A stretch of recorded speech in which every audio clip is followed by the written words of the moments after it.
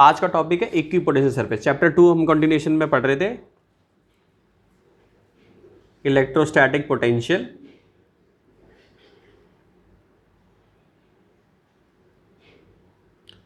And capacitance.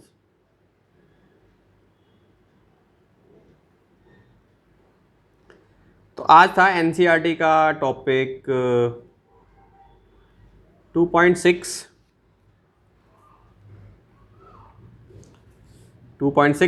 Topic का नाम है equipotential surface.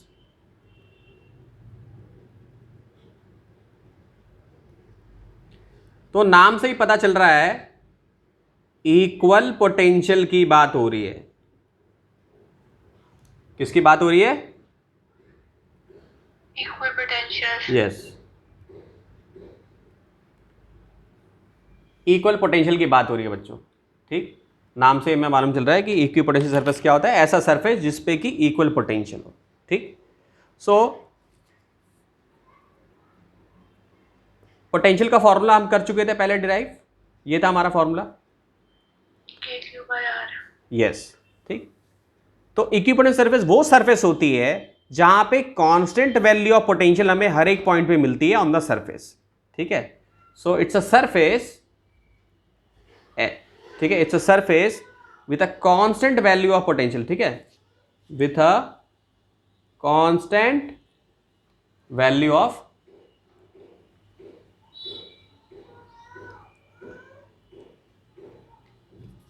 potential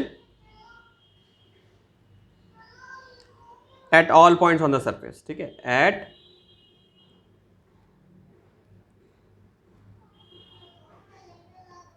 on the surface। ठीक, तो ये सबसे बेसिक सी डेफिनेशन हो गई। तो अगर V कांस्टेंट है, V कांस्टेंट है तो R कांस्टेंट है। ठीक, V कांस्टेंट है तो R कांस्टेंट है। ठीक, तो अगर जैसे इसमें क्वेश्चन कैसे आएंगे, तुम्हें ड्रॉ करने के लिए आएगा। आपको जो इक्विपोटेंशियल सरफेस है वो ड्रॉ करने के लिए पूछेगा कि आप ये अलग अलग सरफेस जो है ड्रॉ करके बताइए। तो जैसे कोई स्फेरिकल सरफेस है, मान लो कि एक सिंगल चार्ज है, Q प्लस Q चार्ज है, प्लस Q चार्ज है, तो इसका अगर मुझे इक्विपोटेंशियल सरफेस बनाना है तो मैं ऐसे सर्कल ऐसे ड्रॉ कर दूंगा, ऐसे कंसेंट्रिक सर्कल ड्रॉ कर दूंगा, तो ये इसका इक्विपोटेंशियल सरफेस हो जाएगा। ठीक है, सो सिंगल चार्ज है, और अगर मान लो एक सिंगल चार्ज है तो उसका इक्विपोटेंशियल सरफेस अगर बनाना है मुझे,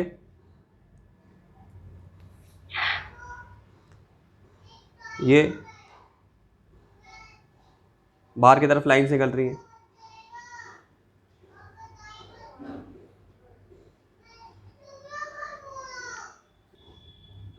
तो एक इक्विपोटेंशियल को हम कैसे समझ सकते हैं? पहले तो इसका डेफिनेशन आपको आना चाहिए और मेन पॉइंट आना चाहिए। तो एक चीज़ आपने यहाँ पे समझ लिया कि V कांस्टेंट है। इक्विपोटेंशियल का मतलब है कि V कांस्टेंट है और R भी कांस्टेंट है। ठीक है, V कांस्टेंट है, पोटेंशियल कांस्टेंट है और R कांस्टेंट है। और इलेक्ट्रिक फील्ड जो होगी इसमें हमेशा नॉर्मल होगी। जैसे कोई भी चार्ज कन्फिग्रेशन अगर हम लेते हैं, मान लो कि मेरे पास ये मैंने ऐसे प्लेट टाइप की बना दी। ठीक, ये प्लेट्स टाइप की बना दी मैंने, और यहाँ से इलेक्ट्रिक फील्ड जो है बाहर की तरफ निकल रही है, इलेक्ट्रिक फील्ड है पूरी। ठीक है, तो कोई भी चार्ज कन्फिग्रेशन अगर हम लेते हैं, तो अगर मान लो मैंने इसमें अलग अलग पॉइंट चुने, तो हर पॉइंट पे इलेक्ट्रिक फील्ड जो है 90 डिग्री का एंगल बना रही होगी। जैसे ये पॉइंट लिया मैंने, तो देखो यहाँ पे भी जो इलेक्ट्रिक फील्ड है, ठीक है, ये पॉइंट अगर मैंने ले लिया तो 90 का एंगल बना रही है, ये पॉइंट ले लिया तो भी 90 का एंगल बना रही है, ये पॉइंट ले लिया तो भी 90 का एंगल बना रही है। तो इसका मतलब ये है कि ये जो पूरी सरफेस है ना, ये जो पूरी सरफेस है ना, जिसको मैं नीला पुट कर रहा हूँ, यही इक्विपोटेंशियल सरफेस है। ये पूरा क्या है? Equipotential surface. यस, तो क्यों उसको हमने कहा? क्योंकि इसके हर एक पॉइंट पे इलेक्ट्रिक फील्ड नॉर्मल है। अब यहां से यहां पे आप जाओगे तो पोटेंशियल सेम ही है, और V क्या होता है? वर्क डन W/Q होता है, work done per unit charge होता है। ठीक है, तो यहाँ पे अगर हम वर्क डन करेंगे तो वर्क डन हमारा जीरो होगा हमेशा। क्यों? क्योंकि V तो हर जगह सेम है ना। तो इसको ऐसे भी लिख सकता हूँ, VA माइनस VB। जैसे मान लो कि ये VA है और ये क्या है? VB है, तो VA माइनस VB लूँ तो मेरे को क्या, अभी मैंने क्या बताया कि पोटेंशियल तो सेम रहेगा इस पॉइंट पे पूरा। सो VA इक्वल टू VB हो जाएगा, तो ये जीरो ही हो जाएगा तुम्हारा। सो जीरो इक्वल टू क्या हो जाएगा, W/Q हो जाएगा, तो वर्क डन क्या हो जाएगा, जीरो हो जाएगा। तो ऐसी सरफेस पे वर्क डन अगर हम करें तो जीरो ही आता है हमेशा। ठीक है, तो ये सारे क्वेश्चन बोर्ड में आए हुए, ये भी ड्रॉ करने के लिए आया हुआ है। ठीक है, फॉर ये किसके लिए है, ये है आपका इक्विपोटेंशियल सरफेस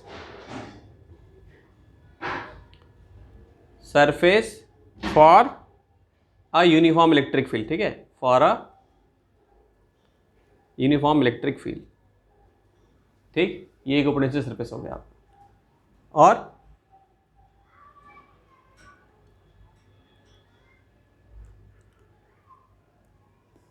ये आपका सिंगल चार्ज के लिए हो गया। ठीक है, और दो क्वेश्चन क्या आएंगे कि आपसे पूछा जाएगा ड्रॉ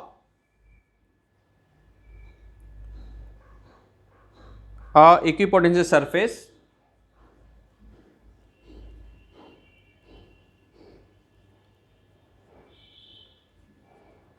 फॉर अ डाइपोल। पहला क्वेश्चन आएगा डाइपोल के लिए बनाइए। ठीक है, तो ये इक्विपोटेंशियल सरफेस हो गया डाइपोल के लिए, ये भी सीबीएसई बोर्ड में पूछा हुआ है। तो इस तरीके से आप दोनों ये स्ट्रक्चर ड्रॉ कर दोगे। फिर दूसरा क्या आया है, इसको ड्रॉ कर लो फटाफट। तो ये पॉजिटिव चार्ज के लिए पूछा जाएगा आपसे। तो इसमें ये भी सीबीएसई बोर्ड में आया हुआ है, इसमें भी आपको ऐसे ही डायग्राम बनाना है। ध्यान रखना है कि जितनी लाइनें यहाँ बना रहे हो 1 2 3 4 5, तो 1 2 3 4 5 इतनी ही बननी पड़ेंगी यहाँ पे भी। 1 2 3 4, जैसे मैंने यहाँ 4 बना दिए, यहाँ 1 2 3 4 5, तो यहाँ पे भी एक और मैं बना देता हूँ ऐसे ड्रॉ करके, क्योंकि सिमिट्री दिखानी पड़ती है ना आपको पूरा जो है। और ये इंटरसेक्ट नहीं करना चाहिए, मतलब यहाँ पे बीच में ऐसे इंटरसेक्ट नहीं करना चाहिए। ठीक है, यहाँ तो कर गया, इसको फिर ऐसे ड्रॉ कर दोगे। ठीक, तो ये आइडेंटिकल पॉजिटिव चार्ज के लिए हो गया। ठीक, अब इसमें एक और चीज़ मैं थोड़ा सा गैस करने के लिए कि आप लोग खुद भी सोचें, तो स्टूडेंट ये माइनस और माइनस का भी कैसे बनाओगे, ये होमवर्क में है तुम्हारा जो है। ठीक है, कि माइनस और माइनस का जो चार्ज का इक्विपोटेंशियल सरफेस जो होगा वो कैसा फाइंड आउट करो उसको खुद से, कि माइनस और माइनस का कैसे होगा। तो ये होमवर्क के लिए मैं दे रहा हूँ। जैसे प्लस प्लस के लिए बना दिया, प्लस माइनस के लिए बना दिया, तो ऐसे ही माइनस माइनस के लिए भी ये बोर्ड में आ सकता है, सीबीएसई बोर्ड में पूछा जा सकता है दोबारा। ठीक है, सीबीएसई बोर्ड का आने वाले टाइम का क्वेश्चन हो सकता है। तो माइनस और माइनस जो है इसका तुम ड्रॉ करके मुझे भेजना। अब आते हैं रिलेशन बिटवीन, अगला जो टॉपिक है relation between field and potential. तो यानी अब हमें इलेक्ट्रिक फील्ड और पोटेंशियल के बीच में जो फॉर्मूला जो इन दोनों को रिलेट करता है वो डिराइव करना है। ठीक है, तो हमने क्या लिया, दो सरफेस ले ली, दोनों ही इक्विपोटेंशियल सरफेस है, लेकिन ये v प्लस डेल्टा वी ले लिया इसको हमने, और इसको हमने v ले लिया। ठीक है, यहाँ पे लाइन ये पूरी नीचे तक आएगी, थोड़ा यहाँ टैबलेट में आ नहीं पा रहा है। ठीक है, तो ये v हो जाएगा, ये v प्लस डेल्टा वी हो जाएगा तुम्हारा। ठीक है, तो हमें यहाँ पे हमें इसका e और v का आपस में क्या लिंक है वो हमें डिराइव करना है। ठीक, तो मान लो p कोई पॉइंट है सरफेस b पे, ये b सरफेस पे p कोई पॉइंट है। ठीक है, सो एक फॉर्मूला होता है, इसको याद रखने का तरीका, वेद भाई किसी का नाम है तो ऐसे लिखूंगा ना, वेद प्रकाश, तो v इधर लिख लूंगा मैं, e इधर लिख लूंगा और इंटू d लिख लूंगा। d को लेंथ भी लिख सकता हूं, तो v को e इंटू एल लिख सकता हूं, मैं लिख सकता हूं ना। सो v नेट अगर मुझे चाहिए तो कैसे लिख सकता हूं मैं इसको, e डेल्टा एल लिख सकता हूं। ठीक है, याद रखने के लिए बताया है, वेद किसी का नाम है। ठीक है, सो e इंटू डेल्टा लिख सकता हूं, v नेट निकालूंगा तो v minus v plus delta v कर दूंगा मैं, और इक्वल टू क्या लिखूंगा मैं, e डेल्टा लिख सकता हूं ऐसे। ठीक है, तो ये क्या आ जाएगा, v minus v plus minus delta v equal to e delta l, ये कट जाएगा।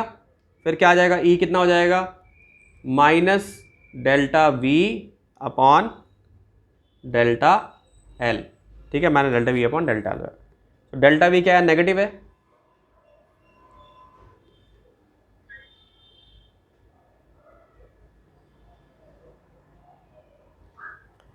डेल्टा v नेगेटिव है। ठीक, सो इसको हम ऐसे भी लिख सकते हैं, तो प्लस हो गया delta V by delta L हो गया। ठीक है, ये डेल्टा है, 8 नहीं है, ये डेल्टा है।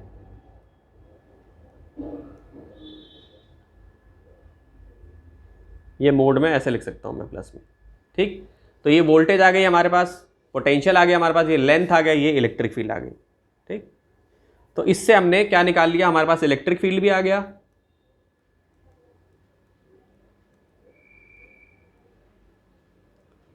हमारे पास पोटेंशियल आ गया, और हमारे पास लेंथ आ गई। तो ये फॉर्मूला जो है आपको हमेशा याद रखना है। ठीक, तो ये डेरिवेशन भी बोर्ड में 1 नंबर में आई हुई है, डेफिनेशन आई हुई है, और डेरिवेशन 2 नंबर में पूछी हुई है। तो ये आपको आना चाहिए, E equal to plus delta V by delta, यानी E equal to V by L या V equal to E into L, आपको याद रखना है। ठीक है, एनसीईआरटी का एग्जाम्पल नंबर 2.3 है, अनसॉल्व क्वेश्चन है। ठीक, क्वेश्चन में बोला गया है कि 2 चार्जेस हैं, 2 माइक्रोकूलम माइनस 2 माइक्रोकूलम। ठीक है, ये ए पॉइंट पर है, बी पॉइंट पर है, दोनों प्लेस्ड हैं, दोनों के बीच में डिस्टेंस कितना है, 6 सेंटीमीटर है। ठीक, तो कह रहा है identify N equipotential surface of the system, हमें एक इक्विपोटेंशियल सरफेस का आइडेंटिफाई करना है। तो मैंने तुम्हें अभी बताया था इक्विपोटेंशियल सरफेस क्या होता है भाई, कि ऐसा पॉइंट अभी मैंने बताया था कि जैसे मान लो इलेक्ट्रिक फील्ड ऐसे निकल रही है, सीधी निकल रही है, तो ऐसा पॉइंट जैसे ये, तो ये देखो इस पर 90 का एंगल बन रहा है, ये पॉइंट 90 का एंगल बन रहा है, यानी ये पूरा जो इस सरफेस है ये इक्विपोटेंशियल सरफेस हो जाएगा। ठीक है, तो अब यहाँ पे भी आप क्या करो कि आपको पता है पॉजिटिव चार्ज है और इधर ये नेगेटिव चार्ज है, इलेक्ट्रिक फील्ड की डायरेक्शन किधर होती है, किधर होती है बेटा, एग्जैक्टली। तो ऐसे आप बना लो डायग्राम, ऐसे आप यूं, तो ये हम सरफेस किसी भी पोजीशन में बना सकते हैं ना? नहीं, सिमिट्री देखनी पड़ेगी ना। देखो 6 सेंटीमीटर दिया है यहाँ पे, 6 सेंटीमीटर दिया है, तो आप यहाँ पे एक पॉइंट ले लो 3 सेंटीमीटर का। ठीक है, तो यहाँ से अगर आप लाइन खींचोगे 3 सेंटीमीटर पे, तो ये जो सरफेस है वो इक्विपोटेंशियल सरफेस हो जाएगी, क्योंकि यही वो पॉइंट होगा जहाँ पे v की वैल्यू भी 0 हो जाएगी। ठीक, v की वैल्यू क्या हो जाएगी, 0 हो जाएगी इस सी पॉइंट पे, क्योंकि सिमिट्री है ना। यहाँ से यहाँ तक कितना है, 3 सेंटीमीटर है, यहाँ से यहाँ तक कितना है, 3 सेंटीमीटर है, यहाँ से यहाँ कितना है, 3 सेंटीमीटर है। ठीक, तो अब इसमें ये पॉइंट पे 0 क्यों हो जाएगी, देखो क्योंकि सिमिट्री है, यहाँ पे भी 2 माइक्रोकूलम है, यहाँ पे भी -2 माइक्रोकूलम है। जहाँ सिमिट्री होती है तो वहाँ पे हमेशा दोनों पॉइंट का जो ज्योमेट्रिकल ओरिजिन होता है वहीं पर ही होती है सारी चीज़ें। ठीक है, सो v इक्वल टू क्या होता था, KQ/R। ठीक है, 6 सेंटीमीटर है तो इसको मीटर में क्या करूँगा, 0.03 मीटर ले लूँगा, मीटर ले लूँगा। ठीक है, सो ऐसे लिख सकता हूँ इसको, 1/4 पाई एप्सिलॉन नॉट 2 इंटू 10⁶। क्यों लिखा मैंने, क्योंकि यहाँ पे कितना दे, 2 माइक्रोकूलम दिया था ना, तो 2 इंटू 10⁻, माइक्रो होता है 10⁻⁻6, तो -6। ठीक है, वो मैंने 6 लिख दिया था गलती से, 2 इंटू 10⁻6 हो जाएगा, R की वैल्यू हो जाएगी 0.03। ठीक है, यहाँ पे प्लस का साइन आ जाएगा, माइनस का साइन लगाओगे क्योंकि नेगेटिव चार्ज है, तो 2 इंटू 10⁻⁻6 हो जाएगा, और यहाँ पे क्या हो जाएगा, 0.03 हो जाएगा। इसको सॉल्व करोगे तो आंसर क्या आ जाएगा, 0 आ जाएगा। तो इसका मतलब है कि वो पॉइंट कौन सा होना चाहिए, ये वाला पॉइंट होना चाहिए। ठीक है, यहाँ पे यानी कि इसके हाफ पॉइंट पे यहाँ पे इक्विपोटेंशियल सरफेस एग्जिस्ट करेगी। ठीक है, अब सेकंड पार्ट करो, ये प्लस है, ये माइनस चार्ज है। तो सेकंड क्वेश्चन में ये पूछा है इलेक्ट्रिक फील्ड की डायरेक्शन क्या होगी at every point on the surface. तो तुम्हें ये पहले ही मैं बता चुका हूँ कि इलेक्ट्रिक फील्ड की डायरेक्शन तो हमेशा प्लस से नेगेटिव की तरफ होगी। तो ए इधर है, बी इधर है, तो यानी क्या होगी, हर पॉइंट पे क्या होगा, 90 डिग्री होगा ना, हमेशा इलेक्ट्रिक फील्ड 90 डिग्री होगी। यानी ये अगर सरफेस है हमारा तो 90 का एंगल हमेशा हर जगह बनेगा। ये हमारा सरफेस है तो 90 का एंगल यहाँ पे बनेगा, यही तो पूछा है इसमें। ठीक, so electric field is always normal to the plane passing through A B. ठीक, ठीक है सर, आपने कहा था फॉर्मूले से करना है, कुछ फॉर्मूले से भी करना है, तो फॉर्मूले से भी बता देता हूँ। देखो E.dr इक्वल टू dv होता है ना, E.dr इक्वल टू dv होता है। तो ये क्या होता है, ई डी आर कॉस 90, तभी तो यहाँ पे डी वी ज़ीरो हो गया, तभी तो डी वी की वैल्यू ज़ीरो हो गई। ठीक है, E dot D R cos 90, तो ये ज़ीरो हो गया यहाँ पे, 90 का एंगल बन रहा है ना, तभी यहाँ पे क्या होगा, पोटेंशियल जो है सब जगह सेम है, तभी यहाँ पे हर पॉइंट पे पोटेंशियल सेम है। ये जो रेड कलर से मैं कर रहा हूँ, अब समझ में आया?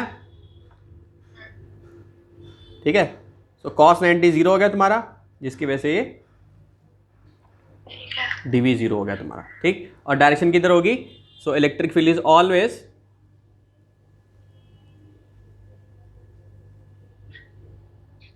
Perpendicular. Always normal to the plane,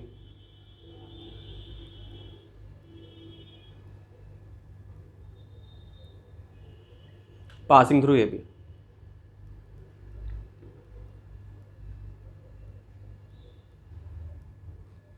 ठीक है, सो नेक्स्ट टॉपिक है potential energy of a system of charge.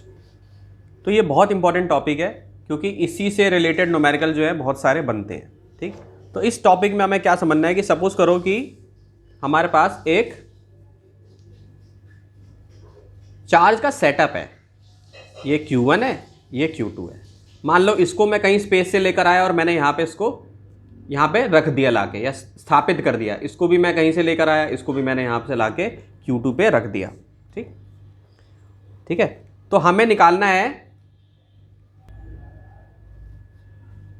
इस चार्ज को, हमने यहाँ से लेकर आए, इन्फिनिटी से लेकर आए और हमने Q1 पॉइंट पर रख दिया। इस चार्ज को भी हम इन्फिनिटी से लेकर आए और हमने Q2 चार्ज पे इसको रख दिया। ठीक, तो टोटल वर्क डन कितना होगा? ठीक है, यानी इसकी टोटल वर्क डन कितना होगा, इसकी टोटल पोटेंशियल एनर्जी जो है वो कितनी होगी, वो हमें डिराइव करनी है। ठीक है, तो हम क्या यहाँ पे डिराइव करने वाले हैं? Work done externally in building up this configuration. Okay,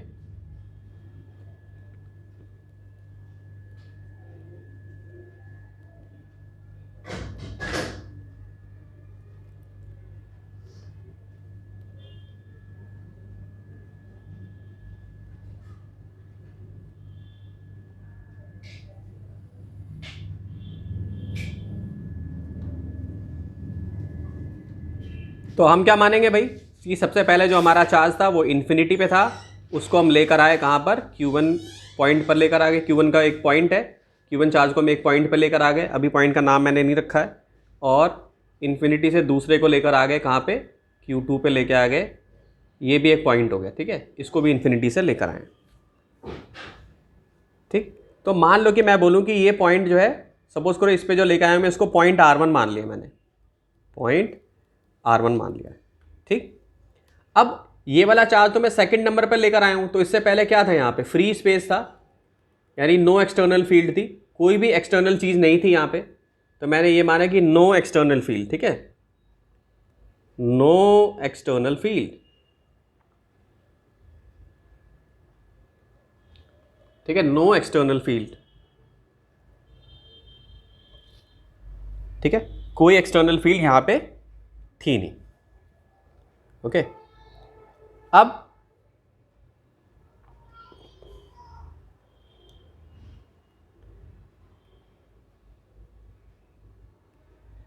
second वाले को लेकर आए हम, लेकिन जब हम इसको पहले वाले को लेकर आए थे तो इसका जो स्पेस में पोटेंशियल था वो था 1/4πε0। Q1 चार्ज हम लेकर आए हैं पहले नंबर पे, तो इसका जो स्पेस में पोटेंशियल होगा तो वो हमने R1P दिखा दिया, क्योंकि R1 पॉइंट लिया हमने, तो मान लो R1P हमने स्पेस में इसका पोटेंशियल दिखा दिया। मान लो कि ये कुछ इसका पोटेंशियल ऐसे, ये एक स्पेस में इसका पोटेंशियल हमने ऐसे दिखा दिया। ठीक है, सो R1P क्या है बच्चे? ये रिप्रेजेंट करने का तरीका है। सो R1P क्या है? डिस्टेंस ऑफ पॉइंट P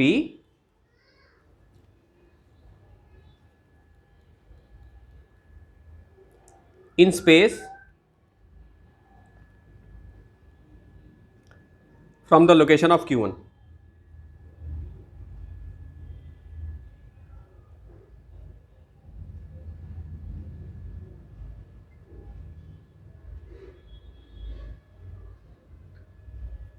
ठीक है, so distance of point P in space from the location of Q1, ठीक है, ये R1P हो गया।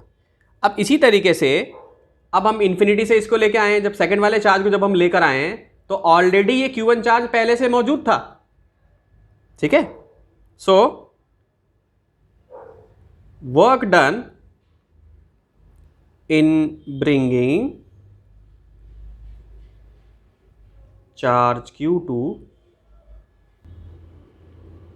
सो Q2 times the potential at R2 due to Q1, ठीक। अब इसको कैसे समझते हैं हम, जैसे हमने सबसे पहले क्या किया था भाई, सबसे पहले हमने ये हमारा चार्ज इन्फिनिटी से Q1 पॉइंट पे चला गया और Q1 पॉइंट पे जैसे ही हमने इसको यहाँ पे रख दिया तो स्पेस में इसका एक डिस्टेंस बन गया, यानी मान लो ये यहाँ से यहाँ तक ये P पॉइंट तक इसका स्पेस में पोटेंशियल है, ठीक है।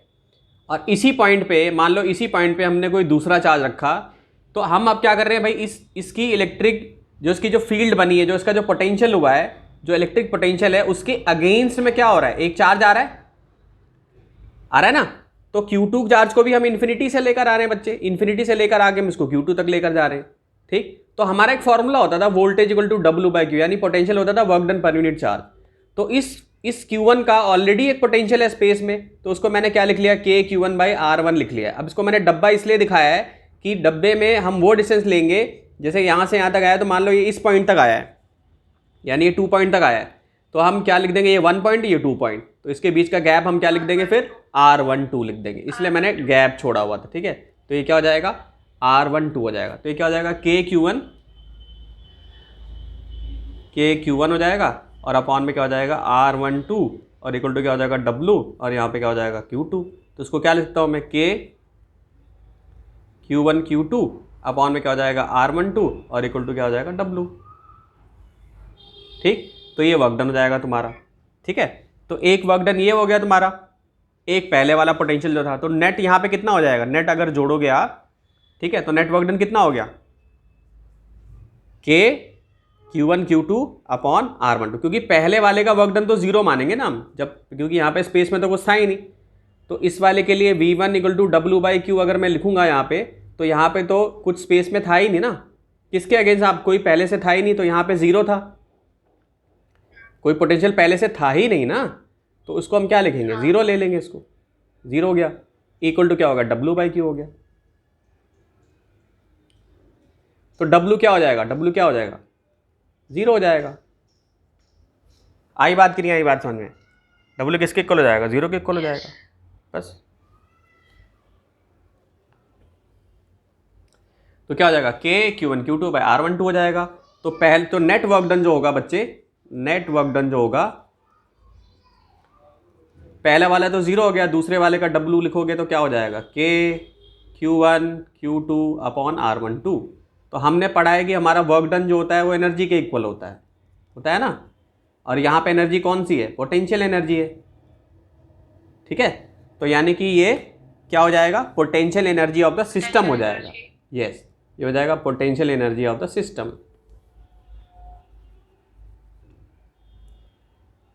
फिर अगर और चार्जेस होंगे तो फिर उनका भी वर्क ऐड हो जाएगा। एग्जैक्टली, ठीक है, ये हो गया तुम्हारा। अब तुमने सवाल पूछ ही लिया है, तो अब मैं तुमको खुद ही एक बोल देते एक क्वेश्चन बना देता हूँ। मान लो कि अभी तक तो 2 ही चार्ज थे, अब ये तीसरा चार्ज मान लो मैं लेकर आया, तो इसका जरा डिराइव करके दिखाओ। मान लो अब ये Q3, मान लो ये Q1 चार्ज है, ये Q1 चार्ज है और ये Q2 चार्ज है, वही सारा सेम अप्रोच लगाना, और ये Q3 चार्ज है। तो मुझे अब इसका नेट वर्क डन बताओ, सिस्टम का पोटेंशियल, टोटल पोटेंशियल एनर्जी बताओ। ये तुम अभी डिराइव करो, total potential system, total potential energy, ठीक है।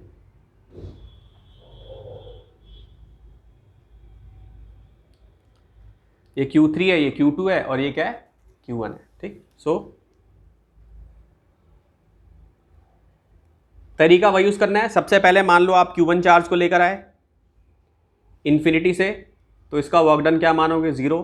फिर आप सेकंड चार्ज को लेकर आए, फिर थर्ड चार्ज को लेकर आए, ठीक है। इन तीनों में आपस में डिस्टेंस मैं तुम्हें बता रहा था, इन दोनों के बीच में है R23, इन दोनों के बीच में है R12 और इन दोनों के बीच में कितना है, R13, ठीक है। सो अब जरा इसको सॉल्व करो, सब बच्चे सॉल्व करो। तरीका वही पहले वाले ही लगेगा भाई। सबसे पहले वाले के लिए वर्क डन क्या होगा, Q1 चार्ज के लिए 0 हो जाएगा, क्योंकि ये दोनों चार्ज तो है ही नहीं।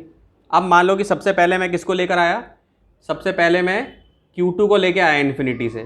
तो अब क्या है, यहाँ पे Q1 तो पहले से ही मौजूद है ना, और वर्क डन यहाँ लिख दूंगा, यहाँ पे क्या लिख दूंगा, Q2 लिख दूंगा मैं। और वर्क डन किसका देखा जा रहा है, Q2 चार्ज का।